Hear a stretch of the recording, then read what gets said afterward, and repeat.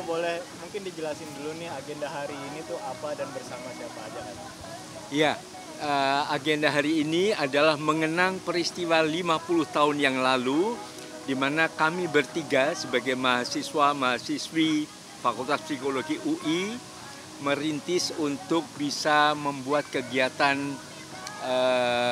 PAUD ya, pendidikan anak usia dini, yang waktu itu kami beri nama Istana Kanak-Kanak. Dan tepat di tempat ini juga, di pulau ini, di Taman Ria Senayan waktu itu kami memulai kegiatannya pada tanggal 1 Agustus tahun 1975. Jadi waktu itu ada 3 kakak, ada Kak Seto, ada Kak Dini dan Kak Ida. Nah, sekarang semua sudah tumbuh berhasil, sukses masing-masing sebagai mahasiswa. Sekarang beliau sudah Profesor Frida Siahaan sebagai guru besar di Fakultas Psikologi UI. Kemudian Kak Dini, Ibu Dinariati Cokro Supihartono, beliau pernah menjadi duta besar di Ekuador, kemudian pernah juga menjadi wakil rektor di Universitas Pancasila dan juga sebagai dewan pakar di Nasdem, tapi juga tetap sebagai dosen di Fakultas Psikologi UI.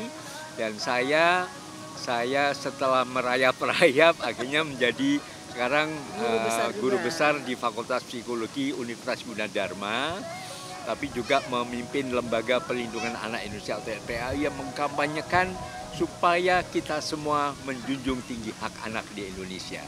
Dan tepat 1 Agustus tahun 75 juga lahirnya ide Weleh Sikomo yang suka bikin macet jalanan ini ya.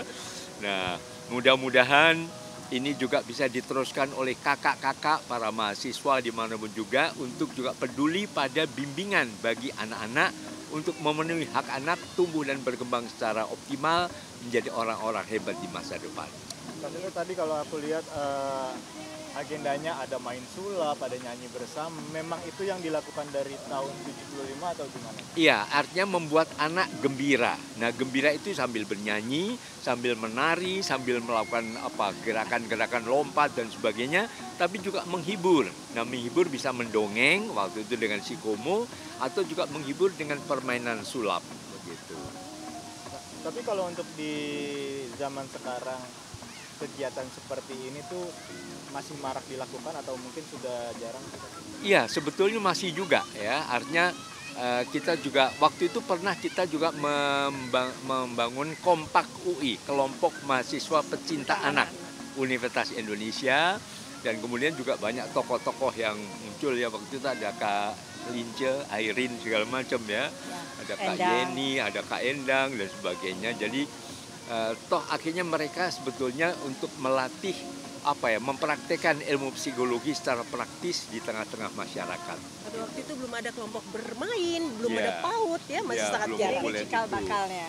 Cikal bakalnya PAUD dulu kan adanya Taman Kanak-Kanak Pakasur. Lalu kita bertiga gimana anak-anak lebih kecil yang bermain-main. Jadi kita mainnya di taman. Jadi semuanya bermain-main, kita bawa dingklik kecil-kecil. Oh iya, bawa dingklik kecil ya. Jadi modalnya outdoor, alam, alam bebas gitu. Kalau ide Komo ini dari mana? Ya, sebetulnya waktu itu kami murid dari Pak Kasur dalam membimbing anak-anak. Waktu itu ada satu lagu yang sempat membuat kami agak sedikit sedih karena lagu Si Kancil. Karena anak waktu nakal, itu ya? kok si kancil anak nakal, suka mencuri ketimun, ayo lekas dikurung, jangan diberi ampun. Negatif nah, ya. Waktu itu kami sempat didiskusikan dengan almarhum Pak Kasur, lalu beliau bilang, nah sebagai murid saya ayolah juga kreatif, ciptakan juga lagu-lagu baru dari tokoh yang digali dari hewan-hewan yang ada di Indonesia. Sempat waktu itu ada nama Cendi, yaitu Cendrawasih Irian Jaya. Tapi sayang ternyata bukan hanya di Papua Nugini juga ada. Nah, kami cari yang satu-satunya hanya di Indonesia, ternyata salah satunya adalah Weleh Komodo. Nah, panggil mau si Komo atau si Modo. Akhirnya paling enak si Komo saja. Satu-satunya binatang purba, raksasa di seluruh dunia adanya di Indonesia. Di NTT ya. Oke, tapi mungkin banyak yang penasaran. Kak Seto masih sampai sekarang yang ceria, yang lompat-lompatan. Kalau dulu pas remaja gimana sih nih? Lompatnya lebih tinggi. Ketawanya lebih lebar. Kalau Kak Seto nggak banyak berubah. Ya, Dia masih dulunya bisa begini, lari, masih lompat-lompatan. Rambutnya masih tebal. Yang dibilang ini apa? Wig. Wig apa enggak? Padahal kan ya, Bercari ini rambut asli percaya. kan. Tuh, rambut asli. Tapi sosok Kak Seto di mata mungkin Kak Dini dan Kak Ida nih gimana sih?